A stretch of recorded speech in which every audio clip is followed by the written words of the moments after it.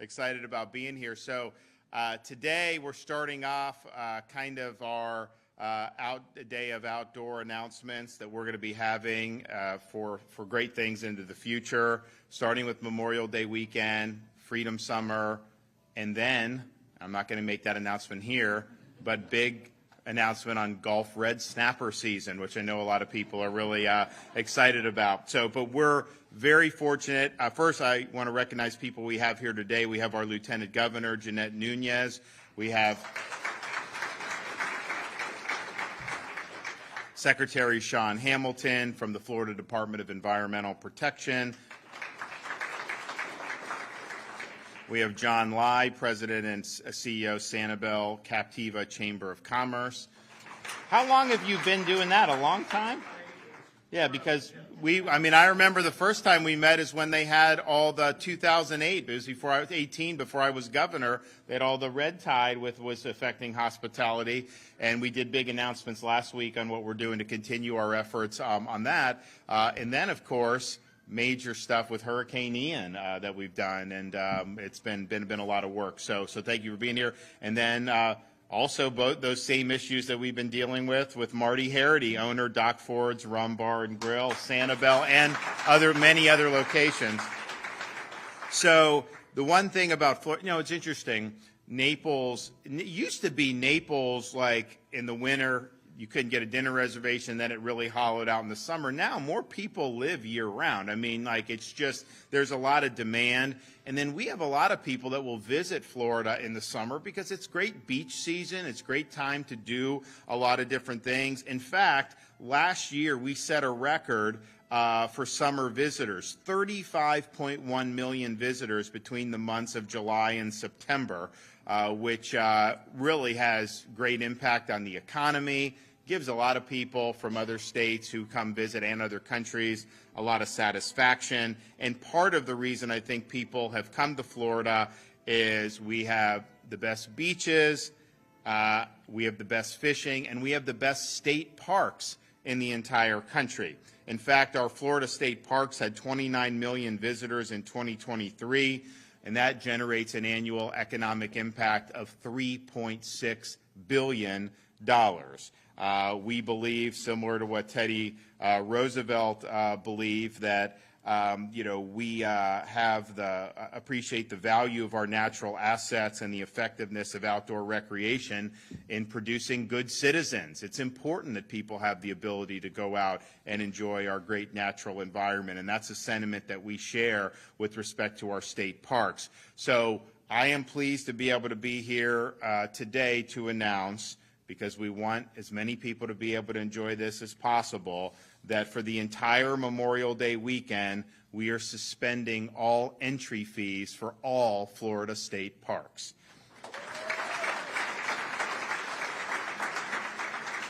So you have places here like Collier Seminole State Park, Lover's Key, north of here, all of the entrance fees waived on those and all other state parks, May 25th, 26th, 27th, and on May 28th. And we think that that'll make a difference. It'll entice more people to get out and enjoy the great outdoors. Our state parks are, it's not just me saying that we're the best state parks in the country.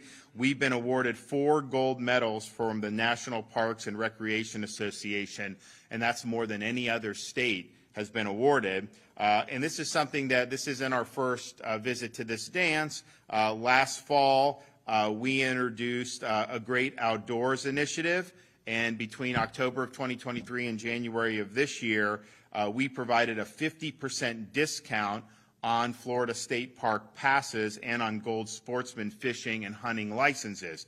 And what you saw, because of that initiative, we sold more than 55,000 passes, including more than 40,000 family park passes, which is quadrupled the number of passes sold during the same period last year.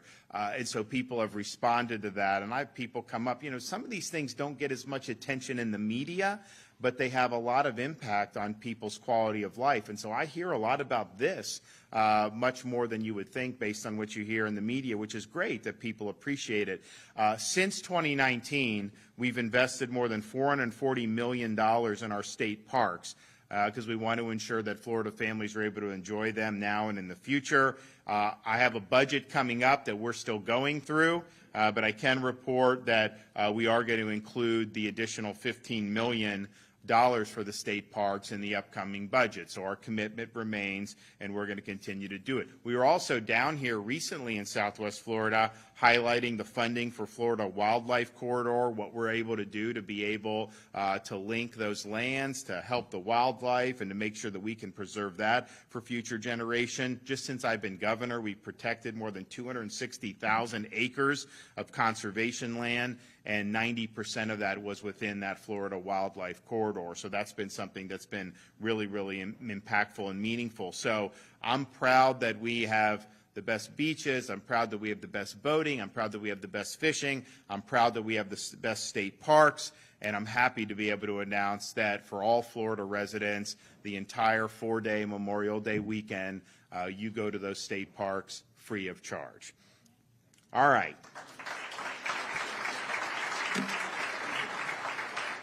So we're going to hear from some of our folks. So first we'll hear from our Lieutenant Governor.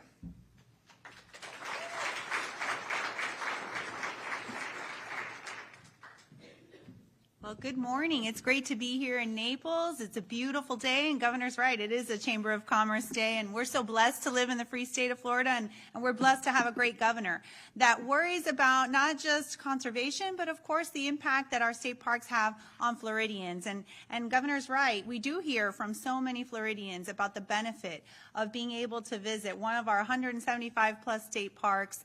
And what I'll say is, Governor, I think that Floridians are going to be wanting more of this. So I'm excited to be able to work with the Secretary and our state parks, and of course our friends in the legislature, Representative Botana, who's here, and the local elected officials that really fight the good fight every day. So one of the great things about being Florida's Lieutenant Governor is that I'm able to travel across every corner of the state, meet with people from all walks of life, and really get a sense of what the real Florida is. And I say real Florida because apart from the glitz and the glamour and the headlines and all the things that Florida is known for in the media, what you're able to see when you visit these state parks is the unique things that we really consider what is part of Florida's history. So our wildlife, our aquatic life, our trails, our springs, our rivers. And over the last couple of months, I've endeavored to visit as many state parks as possible, and I've visited close to 20. And I've been able to do everything from ride a riverboat tour in Wakulla Springs to be able to see those gators and manatee up close and personal, not too close, but also visiting a historic site, Fort Clinch, and firing a cannon, being able to feed a lobster at our only underwater sea park in the state at John Pennycamp in the Florida Keys. And of course, seeing some of that great fishing that goes on that the governor referenced at Sebastian Inlet State Park. And what I've noticed is that each state park has something different for everyone. Just yesterday, I was a few counties north of here, and I was visiting Mayaca River State Park. It's one of Florida's original 8 state parks, and what I'll tell you is that no 2 parks are the same. Each one has something unique and different for every age, for every interest, for every hobby. And so if you're looking for adventure and you want to embark on a 1,500-mile-long sea kayaking journey that goes around the entire state, you can do that from Big Lagoon State Park. You can also ease your way into the world of camping. I prefer glamping myself, but at Lake Kissimmee State Park, they have these beautiful cowboy-themed teepees that come with a coffee machine and air conditioning. So if you're not into roughing it, but every state park is special and unique, and I know the Secretary obviously is very proud of that part of his job. But I do encourage Floridians to take advantage, to go outdoors, to visit a state park. They are a gem, they are a resource that we have, and really spending time with family I think is so important. And as we get close to Memorial Day weekend and we honor our nation's heroes, take advantage, go visit a state park, but always make sure to keep our those that paid the ultimate price in mind. And thank you, Governor, so much for this announcement. It's an honor to be here with you all today.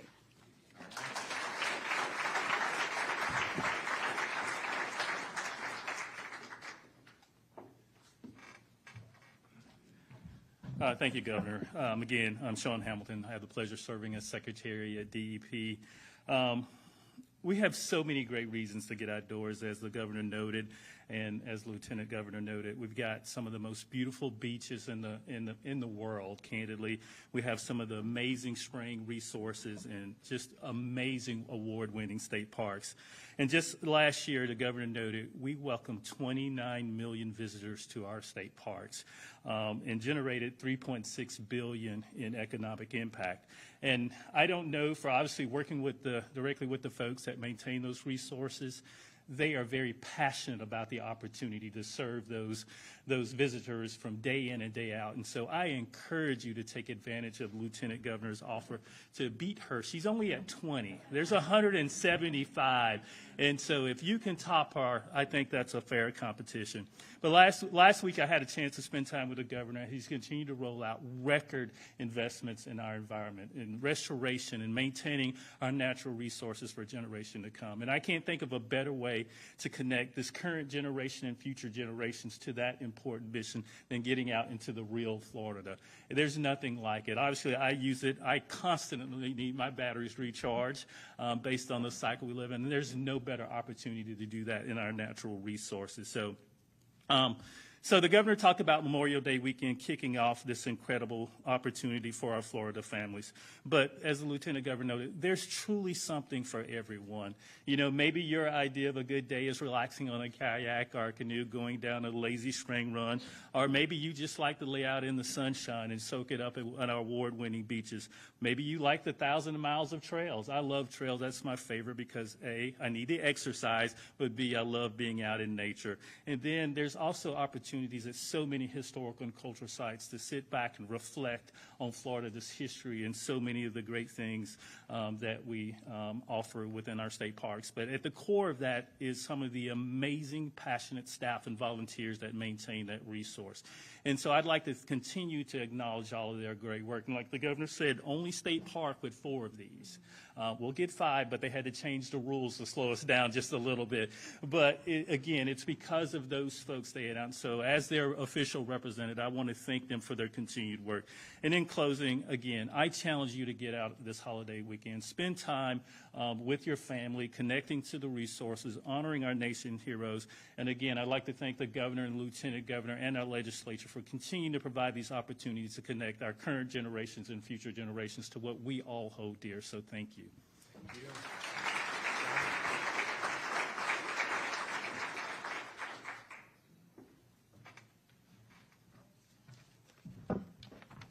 Thank you very much, Secretary Hamilton, Lieutenant Governor Nunez, and Governor DeSantis. I appreciate you all for what you do.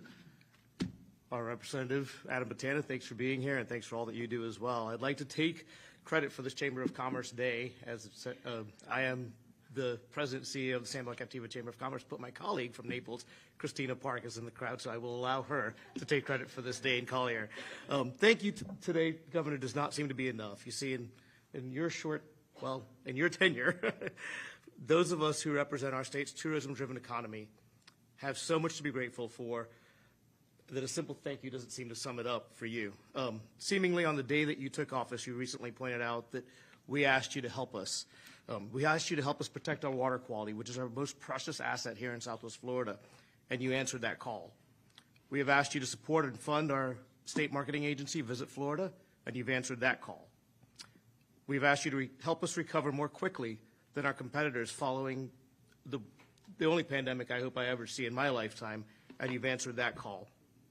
You've kept our great state going by allowing visitors to come back to us before anyone else did, and you kept our economic engine rolling. And because of these efforts, our tourism industry reported a record $121.5 billion in fiscal year 2022. And if all of that wasn't enough, on September 29th, just 1 year, 7 months, and 1 day ago, I'm not counting, the day after Hurricane Ian, we made what I felt was our biggest ask yet. We asked you to help us rebuild after the worst natural disaster our state has seen in our lifetime, and you answered that call. Rebuilding our bridge in Southwest Florida on Sanibel and Captiva Islands to get access to our beloved islands would have been enough for me. But you haven't stopped there. In fact, you've answered every other call since then to not only help us recover physically, but to ensure that economic revitalization remains a priority.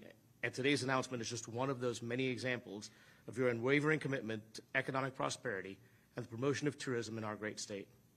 By opening up our state parks to all at no cost over what will be a very busy Memorial Day weekend, we will get yet another opportunity to showcase our natural wonders and diverse landscapes that make our rebuilding region of our state a true treasure. Your vision and dedication to boosting our economy through tourism have played a crucial role in shaping Southwest Florida into the vibrant and thriving area that it was pre-Ian and undoubtedly will be again very soon. As we look forward to Memorial Day weekend, I invite fellow Floridians and out-of-state visitors to explore, appreciate, and celebrate the natural wonders of our state. But selfishly, come to Southwest Florida. In closing, I again extend my deepest gratitude to you, Governor, for your leadership, dedication, and vision for a prosperous state and for all that you do to make Florida a beacon of prosperity and hospitality. Thank you very much.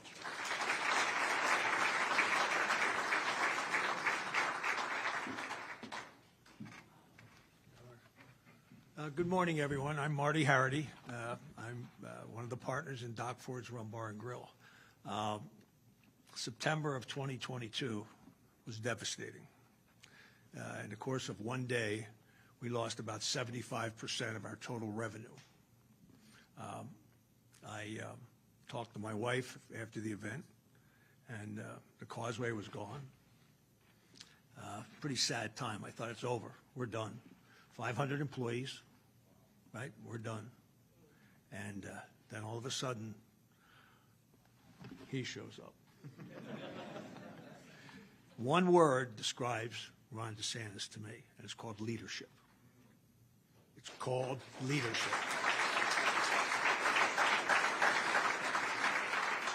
Being perfectly frank, when he told us that he would have that causeway open in less than 30 days, I won't tell you what I did, but it was in Animal House. And you know what? He did it in 28 days. Leadership. Right? Anyway, when I look at where we were and where we are today, we still got a long way to go. But I will tell you this, 1922 or 2022 we were on our way to having the greatest year we ever had, revenue-wise, profit-wise, that kind of stuff. And then the hurricane hit. Well, I can tell you unequivocally, the first quarter of this year, we are only 1.6% behind the first quarter of 2022. Thank you, Governor. And all of that credit belongs to the people I work with, and Katie's here, who runs Sanibel, and the mayor, the former mayor of Sanibel, Holly Smith. I was involved in politics, and I was a mayor for Charlie. You all remember Charlie? And people used to say to me, Harity, this Ian stuff, and you were the mayor at Charlie. And I said, let me tell you something. Charlie was like turning your sprinkler system on, right? Compared to Ian. And the mayor did a heck of a job. The governor did a heck of a job. And we're on our way to having the best year we've ever had. Now, we're not done yet. We've got plans for new restaurants and stuff like that. And we still got a lot to do. But the pedal's to the metal, and we're going to keep it going. And with all the stuff, like Memorial Day weekend, that equates to butts in my booths, so to speak, okay? And people come here. But anything the governor can do to help us, he's shown time and time again, you know what? Leadership. And I can't thank you enough. Thank you, Governor. Thank you.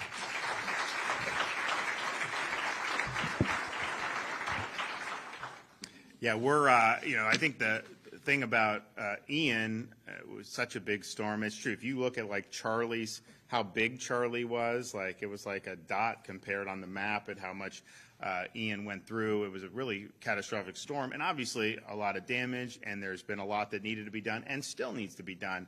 But people are bullish on Southwest Florida. People are bullish on Sanibel, these places. Like there's no question that they're going to come back better, and it's really good to see that they're doing very well even in 2024 already. So sometimes areas can get hit by something like that, and it's like the end of it, like it just never comes back.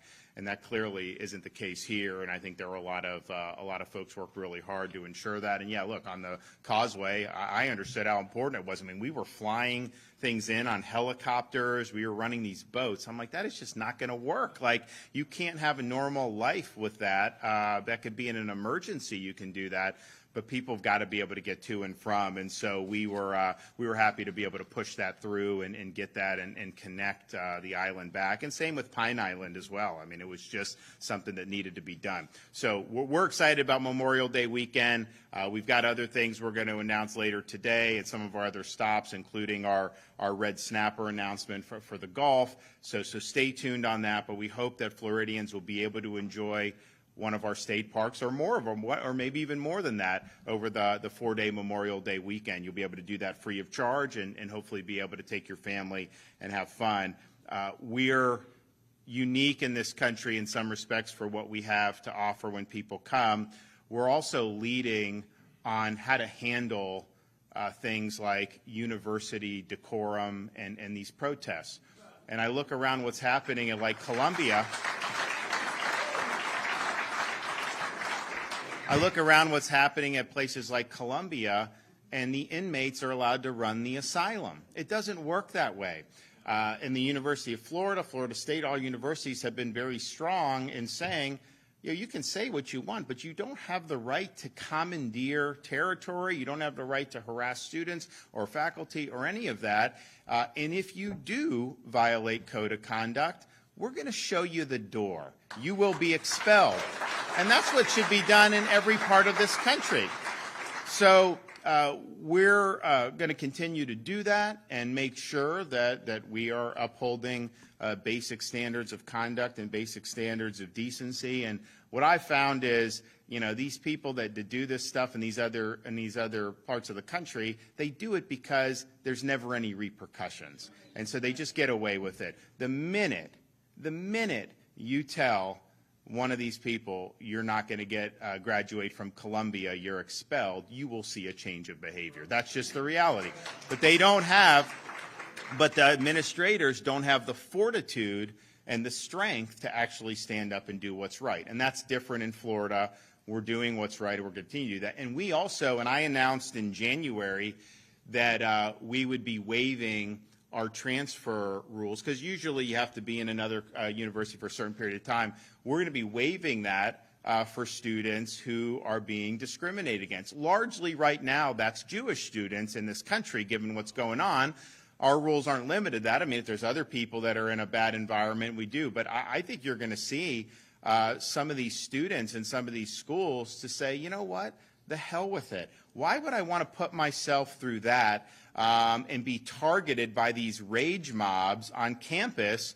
I can come to Florida and actually know that I can study in a good environment and be treated with respect. So I think you're going to start to see a lot of people take us up on that offer. We won't know until the fall semester, but we're a much different environment, and people are noticing that. And what we're doing is the right thing to do. And it's sad that what we're doing is even noticeable, because this should just be kind of how all this is. It used to be you would have some of this campus stuff, maybe at like a Berkeley or in some of these pockets, but now it's kind of become the norm all across most of the United States. I think Florida certainly is an exception, and then there's some others that are exceptions. And the same thing with just outside of university campuses. You have these pro-Hamas people taking over bridges and taking over streets in other parts of the country. They tried to take over a street in Miami, and they got dragged off the street and dumped on the side of the road. We're not going to let you take over the streets. It's absurd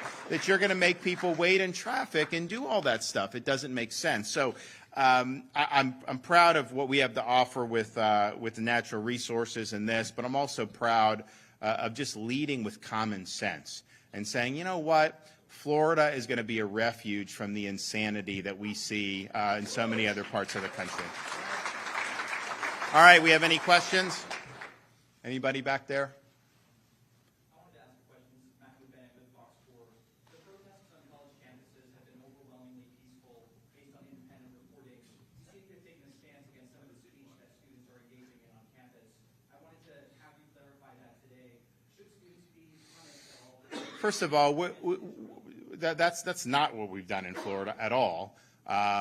You have a right to support or not support Israel. That's a First Amendment. You don't have a right to pitch a tent in the middle of campus and commandeer some of the property. And so what we've seen is when students, and look, there haven't been that many in Florida. I mean, it's a much smaller compared to these others.